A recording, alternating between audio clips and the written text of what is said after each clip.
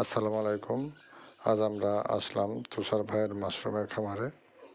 তুষার ভাইয়ের মাশরুমের খামারটি মোটামুটি ভালোই বড় এবং এখানে বিভিন্ন প্রজাতির মাশরুম পাওয়া যায়।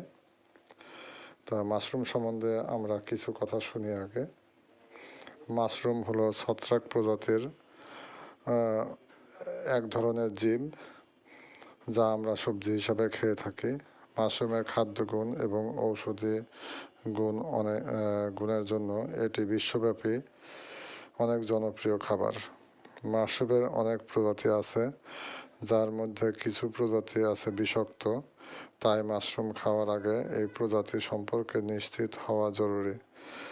মাশরুমের প্রচুর পরিমাণে প্রোটিন, ফাইবার, ভিটামিন, খনিজ পদার্থ যেমন সেলেনিয়াম ও কপার থাকে। এতে কোলেস্টেরল নেই এবং ক্যালোরিটাও কম। যারা মাংস খান না তাদের জন্য মাশরুম একটি প্রোটিনের ভালো উৎস। প্রকৃতি থেকে মাশরুম সংগ্রহ করার সময় খুব সতর্ক থাকতে হবে। কেবলমাত্র অভিজ্ঞ ব্যক্তিরাই এটি সংগ্রহ করতে পারেন।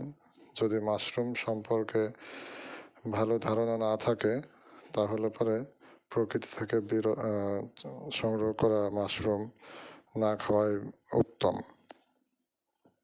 তো বন্ধুরা, মাশরুম সম্বন্ধে কিছু কথা শুনলাম এবং এর মাঝে আমরা বিভিন্ন প্রজাতির মাশরুমের দেখলাম এবং বিভিন্ন রকমভাবে সেটে কীভাবে রাখা হয়েছে এটাও দেখলাম।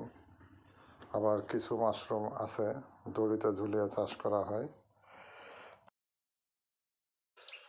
আমরা এত সময় দেখলাম তুষার ভাইয়ের মাশরুমের খামার। এখন ভাইয়ের কাছে কিছু আমরা শুনবো। ভাই, আপনি কতদিন ধরে এই মাশরুমের সাথে জড়িত আছেন? 12 বছর যাবত। আপনার এই যে ল্যাব দেখলাম, ওই জায়গায় তো আপনি নিজে সব কিছু করেন নাকি? জি, নিজে সব কিছু। ওই আপনার এখানে যে মাসে না সপ্তাহে কিভাবে কি আপনি উৎপাদনের এটা করেন কেমন? উৎপাদন প্রতিদিনই হয়। উৎপাদনটা উৎপাদন প্রতিদিনই হয়। জি। গড়ে কতটুকু করে মাশরুম পান আপনি? এখন গড়ে 15 থেকে 20 কেজি। 15 থেকে 20 কেজি প্রতিদিন জি। আসে। আজকে কাটা হয়ে গেছে, তাই তো? জি। আচ্ছা, ঠিক আছে ভাই। আর মাশরুমের উপকারিতা সম্পর্কে আপনি কিছু বলেন। মাশরুম